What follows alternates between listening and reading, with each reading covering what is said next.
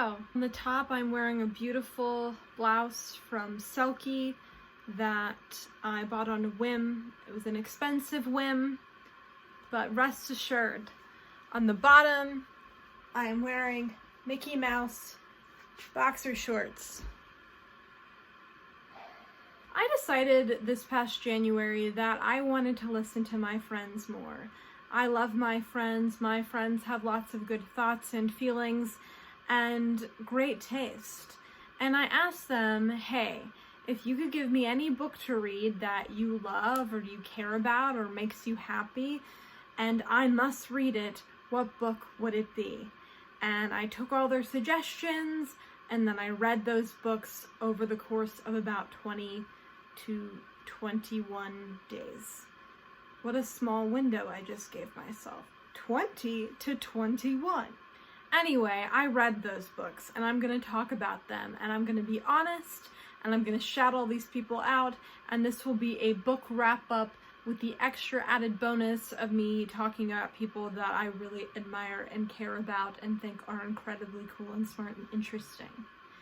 So this is a little bit genuine, a little bit whiny, and most importantly, deeply, deeply intellectually stimulating. I'm not really sure of where to start, so I think I'm just going to start chronologically with the first book that I read for this challenge. The first book that I read for this challenge was The Last True Poets of the Sea by Julia Drake, which was recommended to me by my dear friend Madalyn, who is my Southern co-conspirator, someone with great taste in fashion, in music, in literature, in beer. I was excited for Madalyn's recommendation because we tend to have fairly similar tastes, but different enough that I knew she'd recommend me something that I maybe wouldn't pick up myself, which is exactly what The Last True Poets of the Sea was.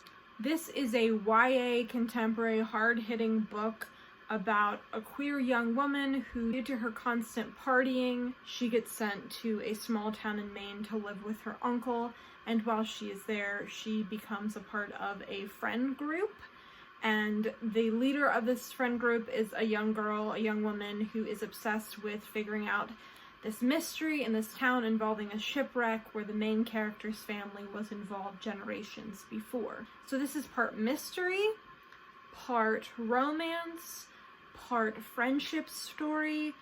This book has a love triangle done in a way I have never seen anywhere. The main character is queer. Initially see her attracted to a man, and then by the end falls in love with a woman. You really see how this love triangle circumnavigates tropes in a really interesting way. Like, it could have been this frustrating teen love triangle, but it ended up being done very well. Despite saying all of this, I hate love triangles even when they're done well, mostly because they always garner miscommunication, which I personally get really itchy when I read, even if it's on purpose, so that wasn't super fun for me to experience, but I loved the way that the characters ended up handling it. I also hated the audiobook, and I really didn't like what the narrator did with it. I think she's a good narrator, but her voice was very grown up. She sounded like a woman in her 30s, which made the main character, who's supposed to be like 16 or 17, sound like a woman in her 30s. And the main character does a lot of adult things in this book, and having that element of the narrator sounding so adult just, I feel like, added to that, and I didn't really enjoy that. Overall, though, I think this was a good recommendation because I don't read a lot of YA contemporary. I don't read a lot of YA in general. It's not a genre that I feel drawn to, but I thought that this was really lush and interesting, and I really liked the setting, and I really liked the queer rep. So thank you, Madalyn. I should also note that this was recommended to me again by Chelsea from Chelsea Darling Reads, and I had to read something else from her that was quite different. The next thing that I read was Know My Name by Chanel Miller. This was recommended to me by Olivia from iLivieSimone. She is a fantastic booktuber, an amazing artist, so incredibly talented and kind and interesting and so smart. Her videos are always like some of my favorite content on BookTube. I read Know My Name. I listened to the audiobook, which I feel like is the preferred way to experience this book because Chanel Miller reads her own story. This was, as you can imagine, incredibly unsettling and upsetting, while also being incredibly powerful and kind in a lot of ways. Mostly kind to Chanel Miller and kind to sexual assault survivors and their experiences. I really, really was profoundly moved through the entire experience. I think it's so brave that Chanel Miller is able to write about herself in a way that sometimes is unkind to herself, which means that she's being kind to herself. And the way that her feelings and emotions and her trauma ends up affecting those in her life, not just herself. So it was just such an interesting, amazing, fantastic book. I would recommend it if you were able to take on the subject matter. It is so moving and so good. My lovely friend Brock is one of my oldest booktube friends. He's an amazing graphic designer and a really interesting person and incredibly kind and supportive, and he reads a lot of sci-fi, and so I was like, I know Brock is gonna throw some sci-fi my way, which is something I don't really read a ton of, and I asked him for a recommendation, and he gave me Famous Men Who Never Lived by Kay Chess. This is a sci-fi speculative novel about a world with multiple universes. Basically, the world that we know, our world, due to the apocalypse, it dies, and a few thousand people, 100,000 people are able to go through this portal to another universe that's very similar to ours, but slightly different, and they are thrust into this experience by also dealing with traumatic loss from their planet and their lives being destroyed in an apocalypse. You think that this is going to be a novel about lots of different people and about the government and about bureaucracy and about war, or like, I don't know, something really grand. And it's more about these individual people and the way that this event has changed their lives and the way that they're interacting with grief and loss and trauma. I had a lot of trouble reading this book. It was dark in a way that was unsettling. I think it is incredibly good at what it's trying to do, because I think it's supposed to be unsettling, but also hopeful, and I think that it does that very well. I think this is a really well done book. It is heavy and a little confusing at times because so much is happening, but also not a lot is happening. I really, really think it's very good, and I think if you like speculative fiction of a literary nature, this is going to be up your alley. My only other thought is that something that I've noticed with a lot of sci-fi, no matter the gender of the author, sometimes the steamy scenes are done in a really cold way, and I just want to point that out. I saw this with like The Circle by Dave Edgars and some other books like The Diamond Age, which is something I read last year, where you have these like steamy scenes or like scenes that are really cold. And that's something that I always think about as someone who reads a lot of romance, and it always like surprises me a little bit. Anyway, I'm really thankful that Brock gave me this to read, because I think it's, again, important to go outside of your comfort zone and read something different. I definitely had a lot of thoughts while reading this, and I also had like the delight of playing Mario. I was playing Mario Galaxy while listening to this audiobook, and the juxtaposition was hysterical upon retrospect. So, thank you to Brock. Next, my friend Hana. My friend Hana that I met in real life, she's not a booktuber, but she's been featured on this channel a couple times, gave me Mexican Gothic by Silvia Moreno Garcia to read. And I was nervous because I don't like to be scared. And I wasn't scared. Mexican Gothic, I feel like a lot of people have read it, so I don't need to explain it too much. But basically, it's a Gothic novel set in Mexico about a creepy, weird family and this woman who's an outsider who comes to assist her cousin who's very sick and who's married into this family. Fits like this very classic Gothic tropes that you see in like Anne Radcliffe and Frankenstein and Jane Eyre and Wuthering Heights. It uses those tropes, but it also subverts them in a really interesting way, because those tropes are normally set, those traditional novels are set in England or in the UK, and this is set in Mexico. I really loved the main character. I thought she was really interesting, and she subverts tropes of like what you think of as femininity in the 1950s. This book is set in the 1950s, and you have this really powerful woman who's figuring it out, who's taking charge, but also is freaked out at the situation.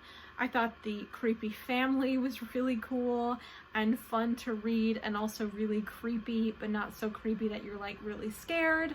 I just really enjoyed it, and I told my friend Hannah this, but I'm really happy she gave me this because, again, I love Halloween, but I hate being spooked, and I don't know what else to say about that other than what I've said. Next, one of my oldest friends on BookTube is Hana. Hana is an amazing booktuber. We have been friends on BookTube for, gosh, like 7 years maybe. She's so smart, she's really funny, and has some of the best like tweets known to man. She gave me something that was really exciting because I never heard of it, and that is Hench by Natalie Zena Walshkotz. This is a sci-fi superhero book in the vein of like the television show The Boys, or like a darker The Incredibles. Basically, this book starts out with a bang, and you have a main character who works for a temp agency about people who are henches, like assistants, henches, to supervillains. I don't know if Hannah knows this, but bureaucracy in non-normal settings is one of my favorite things to read. That's why I love The House in the Cerulean Sea so much. That's why I love Nevermore so much. I just love a sprinkle of bureaucracy, even though I hate it in real life. I think it's interesting otherwise. This main character, she basically gets in a situation where she's working for a hench, and this superhero comes and ends up injuring her, and then she starts thinking like, how many lives are lost when superheroes come to try to defeat supervillains, and do our lives even matter as henches, as supervillains, as the bad guys? And she gets involved in this reporting, and then ends up working for the most supervillain villain of all time as sort of his right-hand woman. I loved this so much. Again, I listened to this on audiobook. I'm not gonna lie to you, every single one of these, except for half of one, I listened to the audiobook. Because audiobooks are the best. Hench is so funny and fun and dark, and I really, really loved it. I loved the action sequences. I loved the relationships you saw that sometimes didn't get mended. I loved the way that this book talks about grief and trauma within this idea of like the baddies, the bad guys. I really enjoyed the narrator's voice. I love the way that it moved through time. The pacing reminds me of Absolutely True Remarkable Thing. I feel like I'm getting that Hank Green novel wrong, a book that I love, but very similar pacing. Very fast-paced, but still very slow-moving through a long period of time. I really loved it. I had a great time reading it, and I would wholeheartedly recommend it. Thank you, Hannah, for recommending it to me. Because I couldn't do a video without my girl Emma from Drinking by Myshelf. I reluctantly asked her for recommendation, and she came with Anxious People by Frederick Bachman. The only book that Emma recommended to me, really the only book Emma recommended to me in 2020 that I loved throughout the series of videos we did together, was Beartown by Frederick Bachman, which ended up being one of my favorite books of 2020. And so I was like, okay, I'm sure I'm gonna love this. And guess what I did? Anxious People is in the Frederick Bachman style I'm learning to love and adore. It's about a bunch of people who you think aren't connected, who are actually connected, involving one event that has happened. In this case, a botched bank robbery. Again, the audiobook done by Marin Ireland, who is on the show Umbrella Academy and also is a fantastic audiobook narrator. The narration for this, and it sings. It's beautiful. Bachman has this uncanny magical ability, in my opinion, to write characters who feel incredibly three-dimensional and real and honest and likable and not likable and humorous and funny. I really love the way that relationships and friendships and romantic relationships and how all of those intersect in his books We also have this like amazing queer sapphic couple in this book that just made me really happy because they just felt incredibly real. I just loved it. I loved it endlessly, and it made me cry a whole lot. The lovely Olivia Catastrophe recommended to me Glitterland by Alexis Hall. Olivia is a new booktube friend of mine. We became buddies, mutuals last year. Olivia has really great tastes. Like, she reads everything from Shakespeare to really fun romance to like Percy Jackson, which is someone after my own heart. She's just a really lovely, positive, fantastically smart human being. I love her Instagram. I love her YouTube videos. 10 out of 10. Such a great follow. And such a positive presence, I feel like, on the booktube community. Glitterland is a adult romance. It is two queer men falling in love, and it is, oh my gosh, it's really cute. It's really sweet. This book follows this writer, this quite successful writer who is bipolar, and he deals with serious mental health problems in his life and has caused him a lot of issues with his relationships. And one night he is at his friend from college's bachelor party at a gay bar, and he ends up seeing this guy who looks nothing like someone he would be interested in. He's quite pretentious and buttoned up, and this guy is dressed really flashy. He has a fake tan. He's just like dancing a lot, wearing a lot of glitter, and they end up deciding to hook up. And over this book you see this really charming, interesting relationship unfold between these two characters who are complete opposites. Darian, who is the love interest, is one of my favorite characters I've read in a book in a long time. He's so affable and sweet and good-hearted and loves people so much and treats people with such respect. And you see him like forgive the main character over and over again and give him so much grace, and I really loved it. I think this book handles the third act of like a rom-com in a really interesting way in terms of the repercussions and what you find out afterwards. Overall, if you have like a little afternoon that you want to spend reading something really sweet and cute, I would give this a go. I will say two little things to note that I noticed in this book. There's a little biphobic joke at the beginning that's supposed to be a joke, but if you're extra sensitive to that thing, that's good to know. And then there's some fat phobia towards the end of the book to be aware of.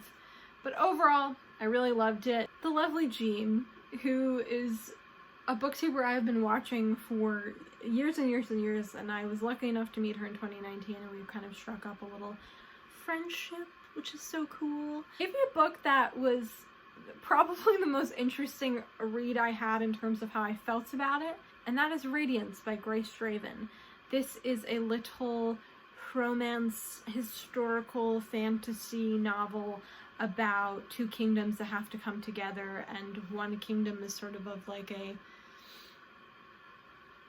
monster-esque, I guess, to humans. It would be a monster sort of species, and the other are humans.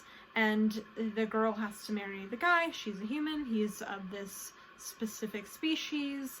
And they find each other hideous because of beauty standards. And then they end up growing to love each other. I thought the romance was incredibly respectful. I thought it was really sweet and disarming and tender, and I loved how much they respected and cared about each other and how they grew to find each other beautiful because of their good hearts. Now, I'm not gonna lie to you. I was off-put by the steamy scenes. I did not want to read them, and I wasn't very interested in reading them. There are too many claws and sharp teeth for me, so I just skipped those parts. So if you're interested in this book, say you really like tender, kind of like marriage by convenience, growing to love each other books, but you're off-put by that, I just say skip it.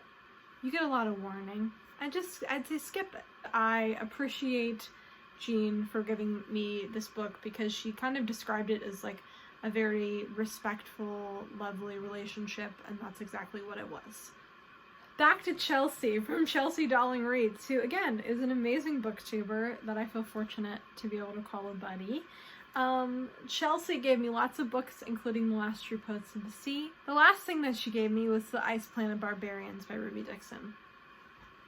This is a cult favorite. I know a lot of people who love this, who love the world building, who just enjoy this a lot. Chelsea's one of them. They find it fun, they find it exciting, they find it a good time. I totally understand that. Now, for Emma, this was not a me thing. Whereas Radiance, I could skip that element of it. I couldn't really skip it here. I had problems skipping it here because there's too much of the alien and the human. You know, there are some like non-consensual things that happen in this book that are sort of played off. There's a little too much of that for me. There's too much like the non-consensual aspect of it at times, especially at the beginning of the book, put me off greatly. I don't shame anyone for reading this. I don't care if other people read this. If that makes you happy and it brings joy and you're having a good time, that's totally great. It was just a little too wild for me. It was a little too wild for me, and we'll just leave it at that. Thank you, Chelsea, though, for all of your recommendations. The lovely Paige from minimalbooky, who is such a lovely human being who I've had the honor to meet a couple times. She's so cool and smart and funny and interesting and just a dream and a half. She recommended me lots of good things. I realized, and I kind of already knew this, but I definitely realized in her recommendations that her and I have the same taste and a lot of books. She gave me the new Hank Green book, the sequel to the absolutely truly remarkable thing, which is called A Beautiful Foolish Endeavor. She gave me so much good stuff that I will end up reading, but I decided that I wanted to read another nonfiction, a book of essays. So I read We Are Never Meeting in Real Life by Samantha Irby. I read Samantha Irby's most recent book last year, so I'm sort of going backwards a little bit because this is her second book.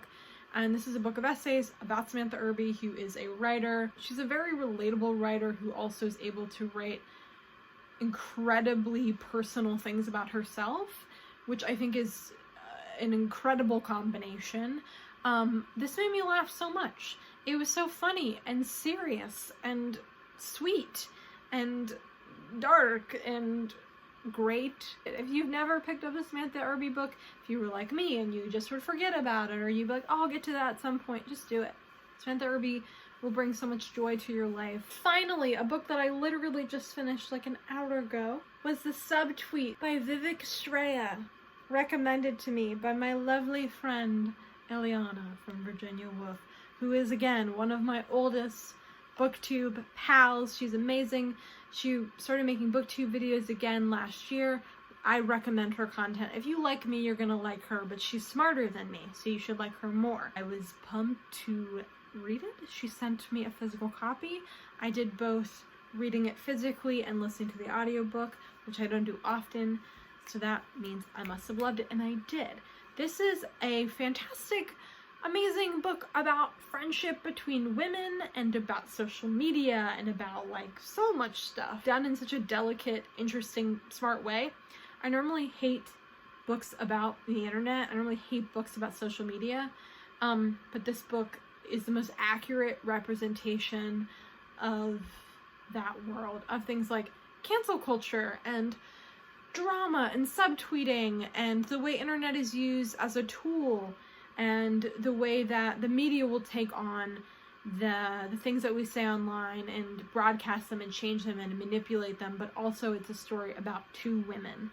It's a story about two women who make music and the relationship they begin to form, the friendship and the deep, deep friendship they begin to form, but also about the way that they end up betraying each other and how interesting that is. This is a book that's messy while also being incredibly controlled, and I really loved it. I mean, I would say that this book is really for everyone. I would say that if you like reading, this book is something that I think you're going to get something out of, especially if you're online, and if you're watching this video, you're probably online.